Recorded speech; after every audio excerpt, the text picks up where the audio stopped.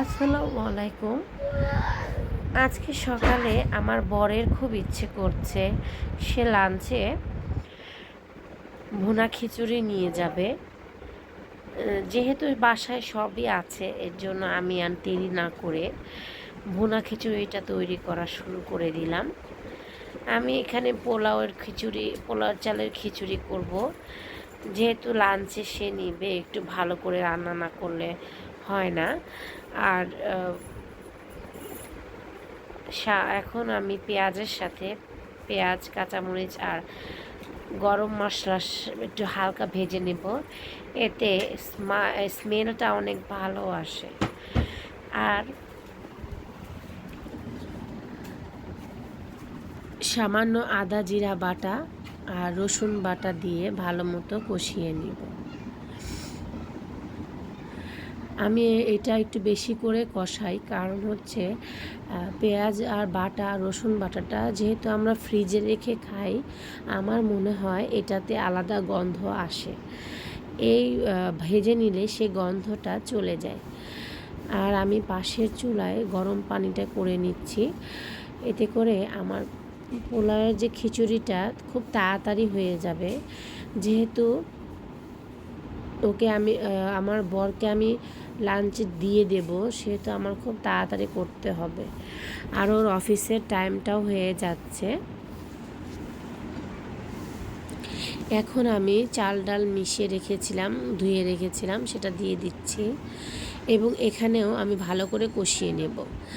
আর সামান্য লবণ দিয়ে নেব আর সাথে ঘি দিয়ে দেব। যদিও ঘিটা আমি ভিডিও করতে মনে নেই, তারপরেও এখানে ঘি দেওয়া হয়েছে, না হলে আমার মনে হয় যে স্মেলটা ভালো আসে না।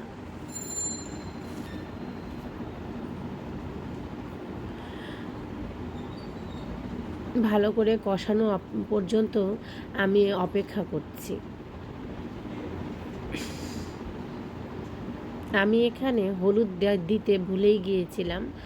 যখন মনে পড়েছে তখন আমি হলুদটা দিয়েছি। যেহেতু পানি দিয়েছিলাম, পানি দেওয়ার পরে আমি হলুদটা দিয়েছি। একদমই ভুলে গিয়েছিলাম যে আমি খিচুড়ি রান্না করছিলাম।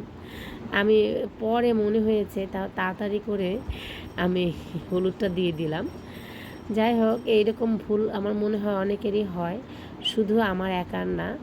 আমি এত পাকা রাঁধুনি না যে আমার ভুল হবে না। রাঁধতে গেলে অনেক ভুলই হয়, যেহেতু আমাদের অনেক দিকেই তাকাতে হয়, অনেক দিকেই খেয়াল করতে হয়। তো যাই হোক, আমি এখানে পানিটা ফুটানো পর্যন্ত অপেক্ষা করব।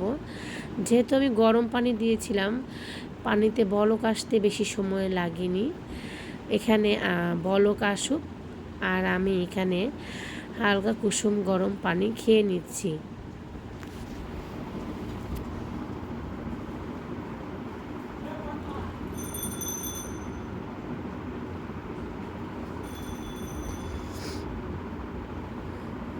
আগে যখন আমি রান্নার কথা মনে পড়তো, আমার খুবই অশান্তি লাগতো। মনে হতো যে রান্নাটা আসলেও অনেক কঠিন।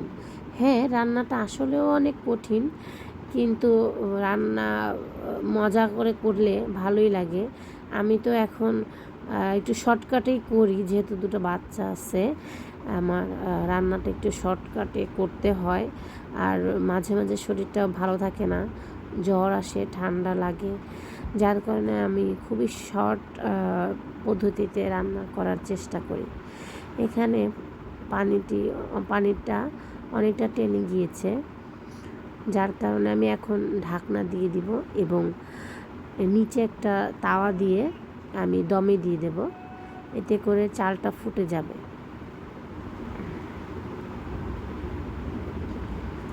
আমার খিচুড়িটা প্রায় হয়ে এসেছে।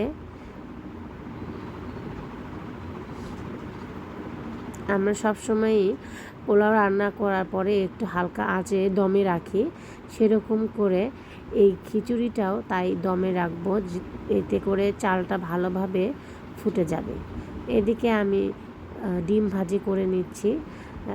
আমি ঢেকে দিই, কারণ ডিমটা হালকা হয়ে যায়, হালকা ফুলে যায়, আর দেখতেও ভাল লাগে আমার কাছে।